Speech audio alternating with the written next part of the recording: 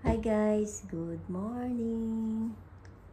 So ayan guys, may nakatingin sa inyo na pogi. Abo, nag-blink ang mata. Beautiful eyes man yan.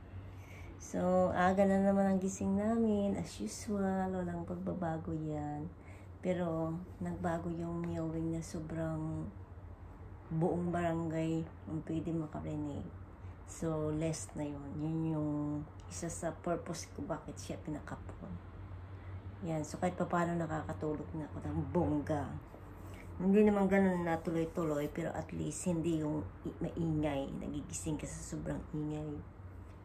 So anyway guys, naiinis na talaga ako sa cellphone ko. Lagi nagpo-full storage. So ang dami ko nang dinilit. Halos siguro natira na lang talaga. Yung pinaka-importante na lang na kinikip ko na picture at video. Halos ubos na talaga guys. Pati mga emails, lahat-lahat. So, malilinis yung cellphone na to pag dumating yung isa. Kasi siya yung taga-ayos ng mga kung anong laman yan dyan, guys. Pinapaayos ko sa kanya kasi mabusisi yun. Ako hindi ako marunong. So, inaamin ko talaga yan, guys. Sa mga settings, ayan, kung anong pwede ma-delete, kung anong pwede hindi pwede i-keep, at saka hindi. Yung isa ang tagagawa niyan, guys, sa cellphone ko. Kaya naantay niyan ang isa na matanggal yung full storage na yan. Siya yung taga-ayos niyan.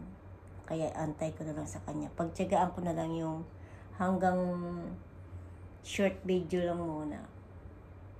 Kasi si daddy ang taga-ayos ng mobile na yan. So anyway guys, ayan.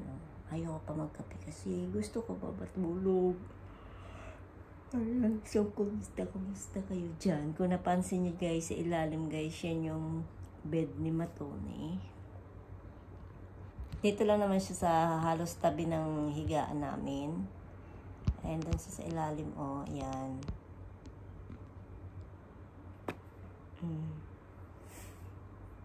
So, dyan siya. Dito lang din siya sa kwarto. Ganyan. Diba? Kaso lang, wala pa rin. Dinadala ko siya dyan. Wala, pumabangon siya, umaalis siya. Pumapunta talaga siya dito sa akin, higaan.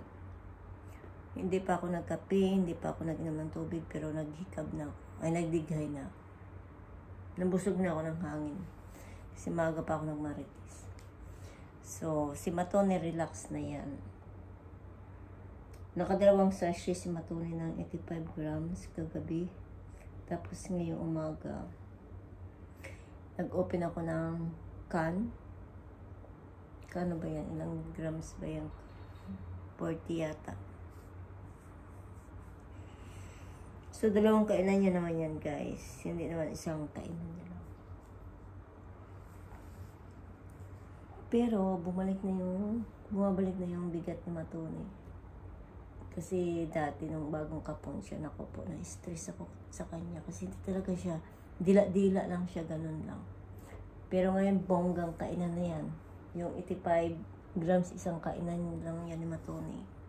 So, pag nag-open ulit ako ng isa pang sachet, kainin ulit ni Matone. Ang matitira ng konting-konti na lang. So, bali almost 2 yung nakakain niya sa isang kainan. Nakikinig ko. Linis-linis yan. Bagong ligo yan kahapon. Pag nilalabas ko sa corridor, syempre may mga dumadaan-daan, diba? Paiba-iba. Tapos inaapakan. Tapos si Matone naglakad-lakad doon, pahiga-higa. Kaya ako siya nililiguan. Pero kung dito lang sa bahay, hindi ko siya pinapaliguan. Mga once in sa isang buwan, isang bisis lang kung dito siya sa bahay kasi hindi naman madumi. Pero kung gusto niyang mag-corridor, pasensya siya. Ang kagandahan kay Matone guys, hindi siya yung nagme-meowing siya pero hindi siya yung makulit, malikot. Naka-steady lang siya sa isang tabi. Nag-aantay siya. Basta siguraduhin na yung tubig is warm, yung medyo mainit. Wala na, iniwan na ako ng... Lagi na lang ako ni Matone pinapahiya ko.